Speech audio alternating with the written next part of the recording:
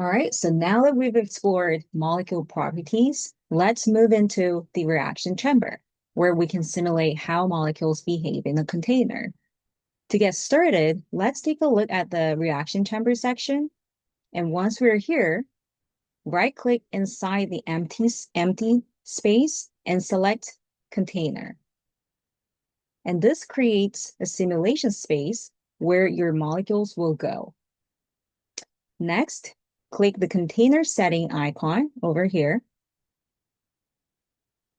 And we can set the size of the container. So let's do 20. Oops, 20 and 20. And you can zoom in and zoom out using your mouse wheel. Okay, so this gives us a space to run our simulation. Now we're ready to add molecules into this container. And to add a molecule, we need to first click the molecule in the molecule gallery. Let's do methane first. Then click this icon over here. And this next step is very important. We need to choose a plane, either XY, YZ, or XZ. Sometimes AIM selects a plane for you automatically, but if not, you will need to manually choose one. So let's do XY. So we can see that the XY plane is activated over here. And then we're going to bring the molecule to the container, directly to the container, and drop it over here.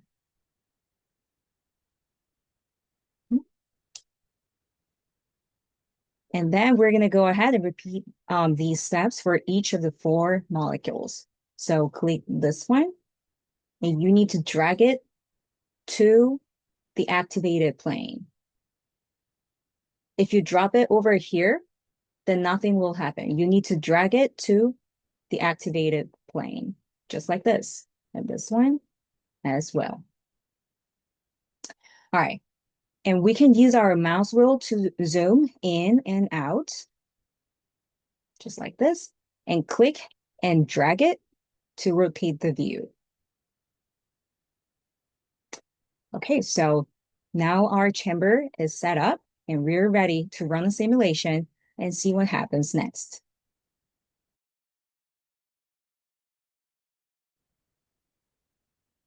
All right, so let's run a simulation to observe how molecules move under different conditions. First, let's look for the temperature over here, and a small box will appear where you can enter a specific temperature. So activate this, and we can choose either in Kelvin or Celsius. For this activity, let's do Celsius and put 100.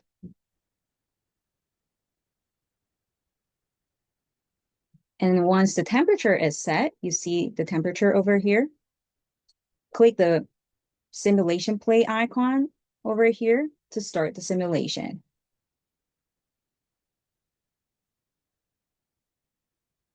As it runs, we're going to take a moment to watch how the molecules move inside the container.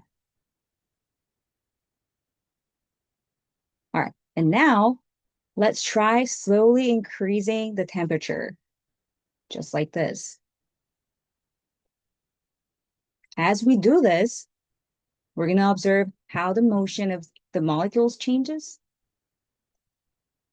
And we see that they start moving faster as the temperature increases.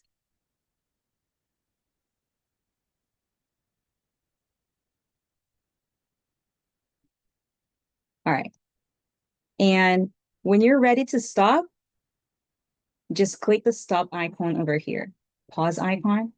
And let's also explore the effect of gravity on the molecules. So click the flask icon, then click external field. And we're going to set the gravitational field value to 100. Right? And then we're going to run the simulation again.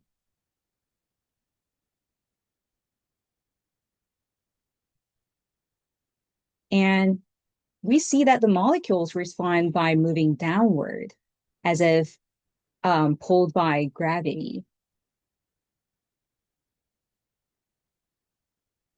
Yep. And when you're done, let's set the value back to 0. And we can stop the simulation.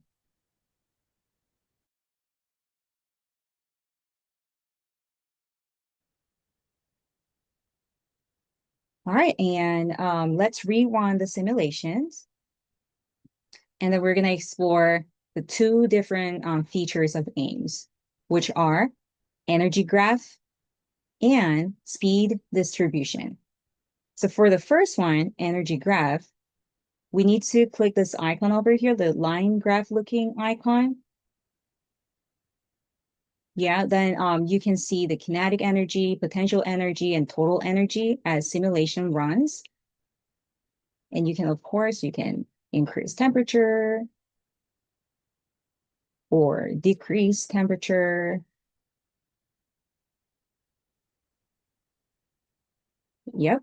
And there's another one, the speed distribution tool, and that's right over here. So let's close it.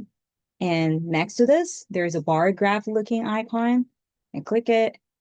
And you can see the speed distribution by molecule or by atoms as well. It takes some time. All right, so I just wanted to share that these features are here. And let's stop the simulation. And then we're going to explore how we can customize the appearance of the simulation in the reaction chamber. So we're going to right click anywhere inside the chamber, and you will see a list of different mechanic options. So go to mechanics, and there are 5 different options. And feel free to explore each option. So for example, if we do this,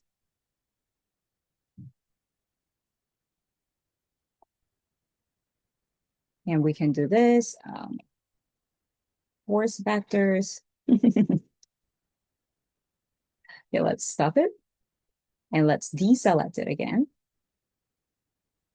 Oops. And also there are style options, many different style options as well. So ball and stick, wireframe, stick, space filling, quick surface. Yeah, so please feel free to explore each option under global style. Okay, let's do quick surface. Yeah. Okay,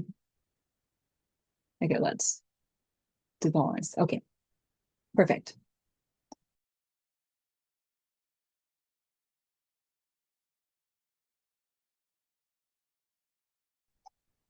Okay, so once you're done, we're gonna click reset icon. Then this will return all the molecules to their original positions. And if you want to remove all the molecules at once, click this button over here, the broom icon. Or if you want to delete a specific molecule, just click on the molecule, just like this, and click cut, or you can press the delete key on your keyboard as well. And if you click this, you can remove all of them at once. And let's wrap up by looking at how to save and share your project.